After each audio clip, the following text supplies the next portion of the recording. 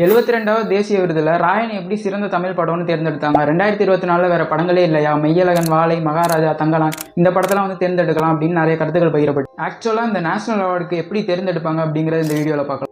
ஒவ்வொரு படமுமே ஒரு 11 பேர் கொண்ட குழுவால தான் தேர்ந்தெடுக்கப்படும். ஒவ்வொரு வருஷமும் இந்த 11 பேரும் மாறிக்கிட்டே இருப்பாங்க. அது மாதிரி இந்த 11 பேருமே வந்து சினிமாவில் வந்து வெவ்வேறு துறையில இருப்பாங்க. ஆக்டரா இருப்பாங்க, டேரக்டரா இருப்பாங்க, கொரியோகிராஃபரா இருப்பாங்க, இப்படி டிஃப்ரெண்ட் காம்பினேஷன்ஸ்ல தான் இருப்பாங்க. படம் நல்லா இருக்கு, பாக்ஸ் ஆஃபீஸ் ஹிட், கதை நல்லா இருக்கு அப்படின்னு இந்த காரணத்துக்காகலாம் ஒரு படத்தை வந்து தேர்ந்தெடுக்க மாட்டாங்க. அந்த படத்தோட டெக்னிக்கல் எக்ஸலன்ஸ் வந்து எப்படி இருக்கு, அதாவது editing, camera work, sound mixing இதெல்லாம் எப்படி இருக்கு அப்படிங்கறத பார்த்து தான் செலக்ட் பண்ணுவாங்க. அது மாதிரி திரைக்கதை வந்து எந்த அளவு புதுமையா சொல்லியிருக்காங்க, இப்போ ஒரு பயோகிராஃபி எடுக்கிறாங்க அப்படின்னா அந்த கதையை வந்து எந்த அளவு நேர்மையா சொல்லியிருக்காங்க அப்படிங்கிற விஷயத்தெல்லாம் பார்ப்பாங்க. அது மாதிரி சோசியல் ரிலவன்ஸ், சமுதாயத்துக்கு இந்த படம் ஏதாவது கருத்துக்கள் சொல்லுதா அப்படிங்கிறதையும் பார்ப்பாங்க. இது மாதிரி ஒவ்வொரு கேட்டகரிக்குமே செட் ஆஃப் கிரிட்டேரியா வச்சிருப்பாங்க. அதை பேஸ் பண்ணி தான் செலக்ட் பண்ணுவாங்க. ஒவ்வொரு கேட்டகரிக்குமே 400க்கும் மேற்பட்ட படங்கள் வந்து போட்டி போடும். நான் வந்து சிறந்த நடிகருக்கான விருது வந்து கோட் லைஃப் படத்துல வந்து பிருத்திவிராஜ் கொடுப்பாங்க அப்படிங்கறத எதிர்பார்த்தேன். ஆனா அதனால நீங்க இந்த மாதிரி எந்தெந்த படங்களுக்கெல்லாம் கொடுத்துருக்கலாம் அப்படின்னு நினைச்சீங்க அப்படிங்கறத கமெண்ட் செக்ஷன்ல